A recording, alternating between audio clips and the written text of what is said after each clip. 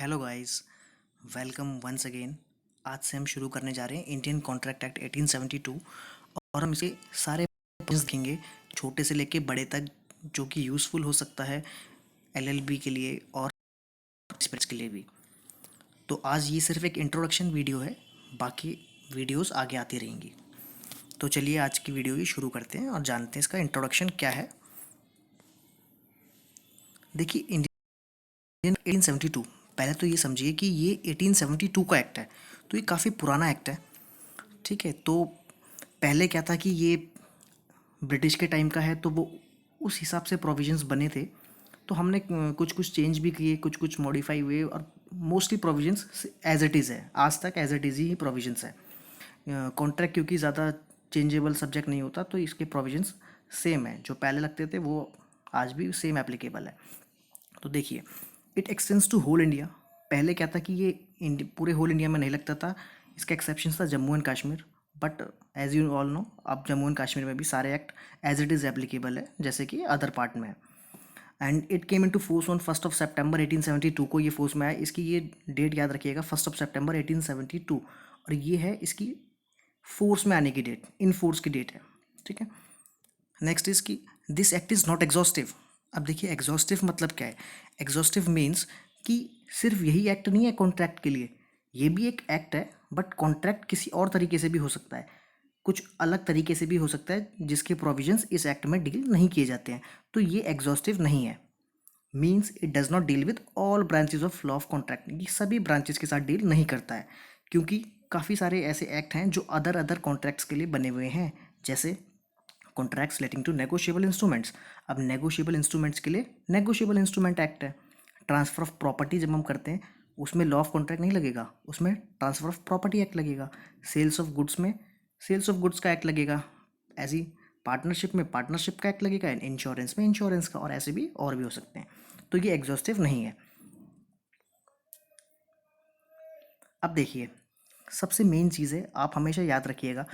हो सकता है ये आपको याद नहीं रखना है, सिर्फ आपको इस चीज़ को अपने माइंड में रखना है, क्योंकि जो आगे के आप प्रिंसिपल्स जानेंगे, हम अगली वीडियो से जो प्रिंसिपल्स जानेंगे, वो आप बेटर उसको आंसर कर पाओगे, लिख पाओगे, अगर आपको ये आज की वीडियो की ये पार्ट पता है तो अच्छे से। अगर आपके माइंड में ये पूरा प्रिंट होना चाहिए। देखिए, लॉ ऑफ कॉन्ट्रैक्ट को, जिसे हम इंडियन कॉन्ट्रैक्ट एक्ट 1872 बोल रहे हैं, इसको दो पार्ट्स में जनरली डिवाइड किया गया है। पहला जो इसका पार्ट है वो है जनरल प्रिंसिपल्स, जो इस स्लाइड में आपको शो हो रहा है।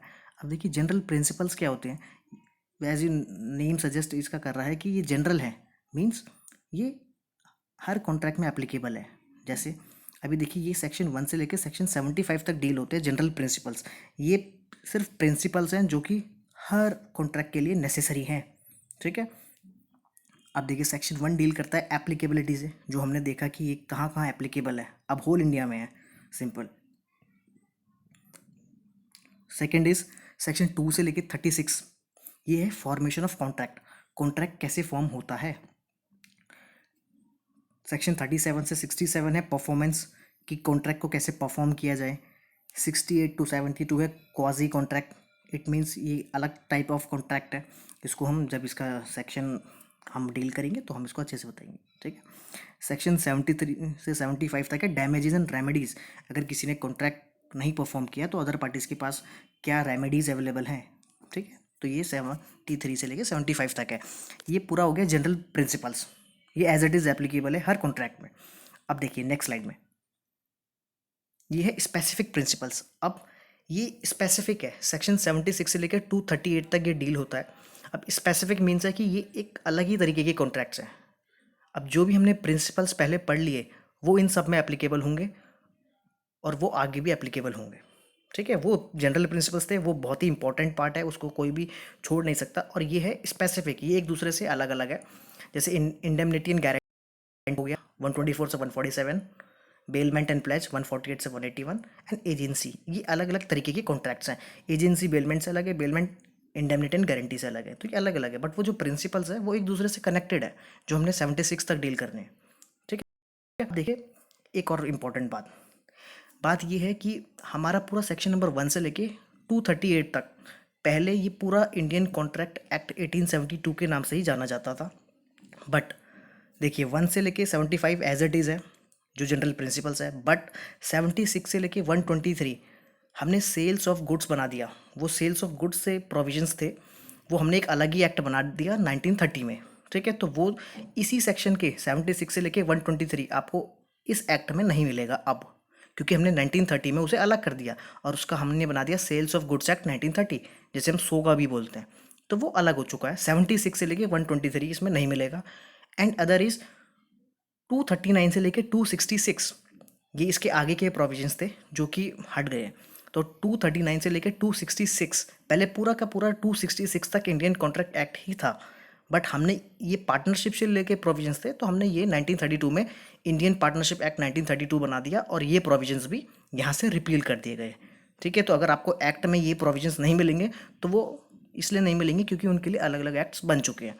तो ये आपको बहुत ध्यान में रखना है। ये पूरा का पूरा इंडियन कॉन्ट्रैक्ट एक्ट का एक मतलब चार्ट है जो आपको अपने माइंड में रखना है, ताकि आप आगे जो भी पढ़े वो काफ़ी आपको यूज टू लगे कि हाँ आपने पता है, आपके माइंड में उसकी फिगर ज़रूर होनी चाहिए। ठीक है, तो ये वीडियो यहीं तक थी, बट आगे अब वीडियो आती रहेगी और पूरा का पूरा हम contract act DC short short और पूरा का पूरा एग्जॉस्टिव तरीके से हम डील करेंगे।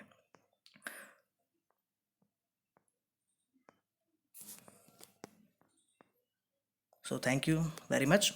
और अगर आपको वीडियो पसंद आई हो तो लाइक शेयर एंड सब्सक्राइब ज़रूर कीजिएगा, इससे मोटिवेशन मिलता है। एंड